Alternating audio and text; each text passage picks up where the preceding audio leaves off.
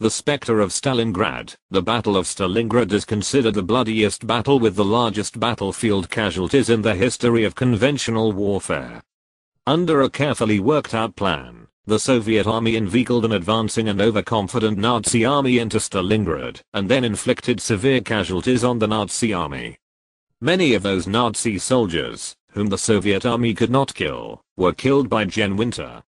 The entire 6th Army of the Nazis was trapped by the Soviet troops with the help of Gen Winter, and destroyed point as the battle began on July 17, 1942. The Nazi disinformation machine worked overtime to tell an unsuspecting German people that the fall of Stalingrad and the collapse of the Soviet army were imminent. The German people waited with bated breath for the news of the fall. Within 2 days they were told. 2 days became 2 weeks.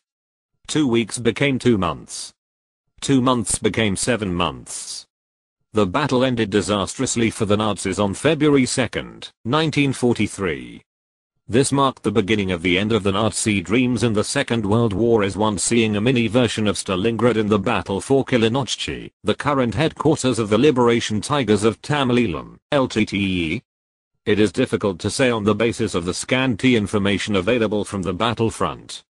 From even this scanty information, 2 things are clear. Firstly, the Sri Lankan army, which senses victory against the LTTE, has been doing well, but not as well as it claims to be. Secondly, the LTTE has been doing badly, but not as badly as projected to be by the disinformation machine of the Sri Lankan army.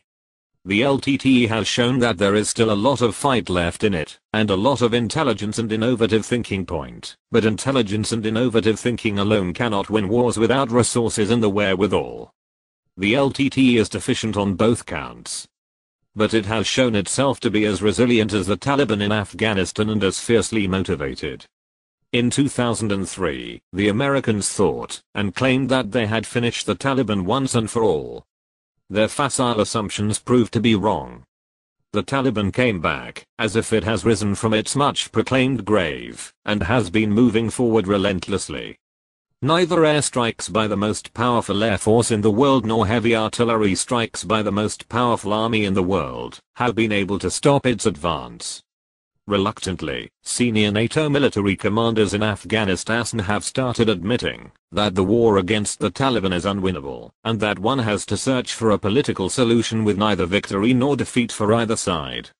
It has not only become unwinnable, unless the Taliban commits some serious tactical mistakes, but is also likely to become increasingly unaffordable thanks to the financial and economic meltdown in the US and the rest of the world. The LTTE is calculating that, if it can keep fighting against the Sri Lankan army for some more months, a prolonged war against the LTTE could become as unwinnable and as unaffordable for the rulers of Sri Lanka as a prolonged war against the Taliban for the NATO powers.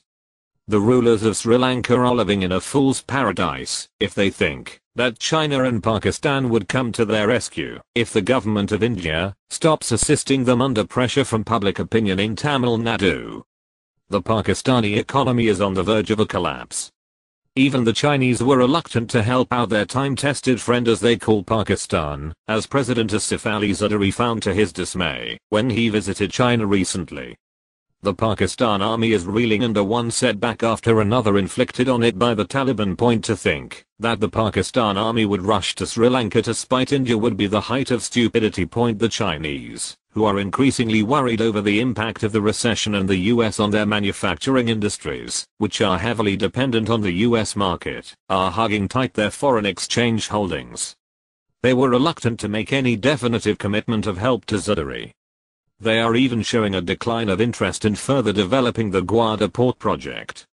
In a world beset with the most serious economic crisis it has known since the Great Depression of the 1930s, everybody, including China, is interested in saving every dollar and cent he can. Nobody wants a foreign adventure, which might drain off their depleting resources. If the Sri Lankan army thinks that China would try to rush in if India stops helping, it is in for a disappointment. The LTTE is calculating that if it can keep fighting against the Sri Lankan army for some more weeks, Gen monsoon and Gen recession could put an end to the pipe dreams of the Sri Lankan army of a definitive victory over the LTTE. Will its calculations prove right, or will they be belied? Whatever happens, one thing seems likely: there is going to be no definitive victory or no definitive defeat.